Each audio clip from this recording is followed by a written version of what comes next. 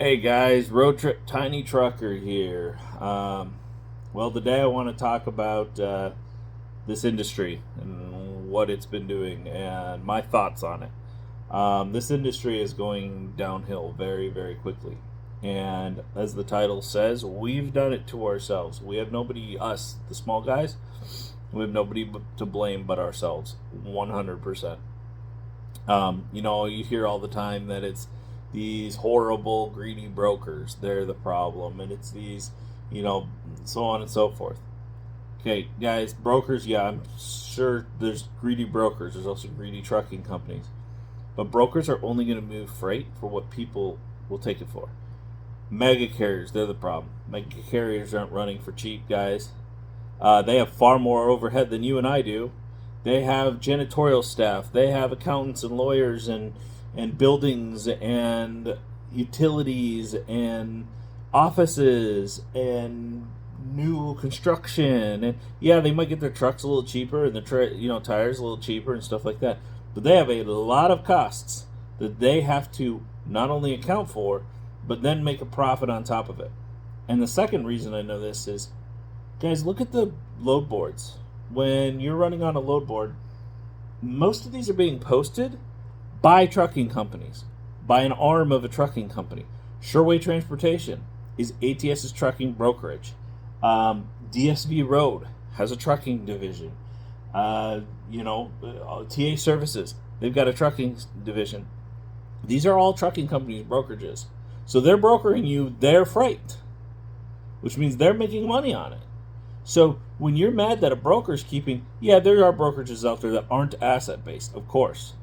But a lot of these are asset based, and they're moving their freight through brokering it to you, which means you're running cheaper than them. Okay, that's how it is. And in a lot of cases, you're running a lot cheaper than them.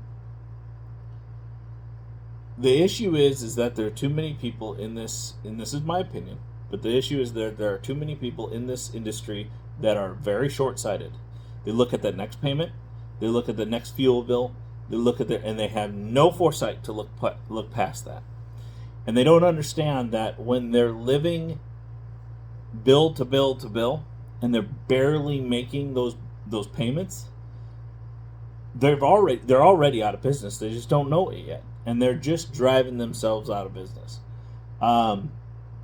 If you take a load and you're like, I got to take it. I got to take this load because I got a truck payment coming up, and I don't have enough money in my bank account to cover that truck payment. My word of advice: get out of it while trucks and trailers are still worth a decent amount of money, and sell your stuff, because you're just not going to make it. On occasion, you'll get the guy that works and works and works and gets by and does. But this industry, the rates are the only thing that hasn't gone up. The only thing. Fuel is back up to $6 a gallon. That's $1 a mile, close to $1 a mile on most trucks, if not a little more on some trucks. Insurance is skyrocketing, and it's going to continue to go up because a lot of these people are driving insurance rates up. These people have no business being in this industry, causing insurance to go up through claims and everything else. Repairs are up. Tires are up.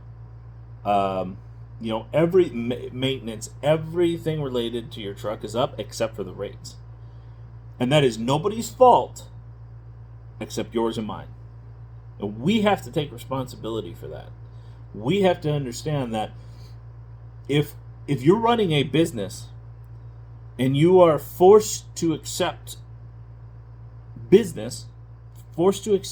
money-making business at rates that are below your costs just to make a payment, then that business is not viable.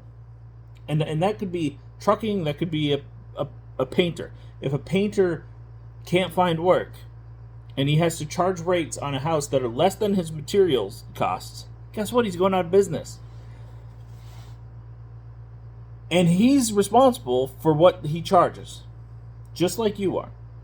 When I call on a brokered load, if I'm doing, we've got a decent amount of customers, but we still use the load boards, especially in areas we don't have customers.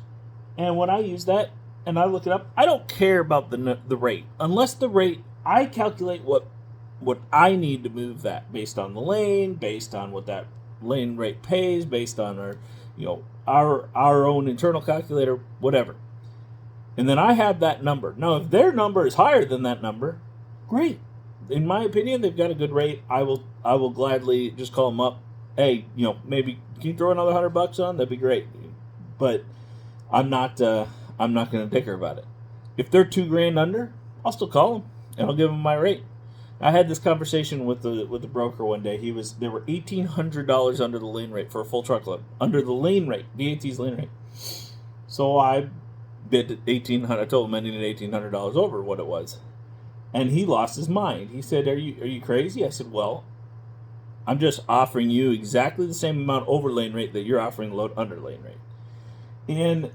But guys, if we're going to take up that $1,800 under lane rate, they're going to continue to move it.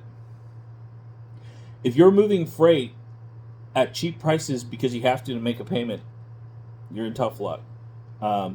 So I want to keep this video a little shorter, but this is just my thought on the current market. The market is bad, very bad.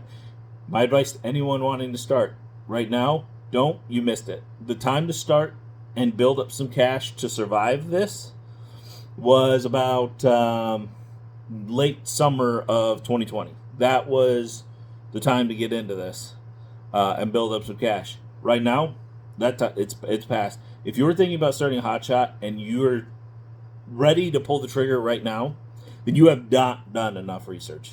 You have not listened to enough people. You have not talked to enough trucking company owners. You are buying equipment when it's way overpriced. You are buying materials when it's way overpriced and hard to find. You are getting set up when it's ridiculously expensive to do so, in a time when rates are the lowest they've been in a long time. So, just my opinion. Guys, we'll talk again later, and I still need one more driver. I got drivers on all my trucks except one, so if anybody's interested, shoot me a message. The 2021 Pete needs a driver. So we'll talk to y'all later. See ya.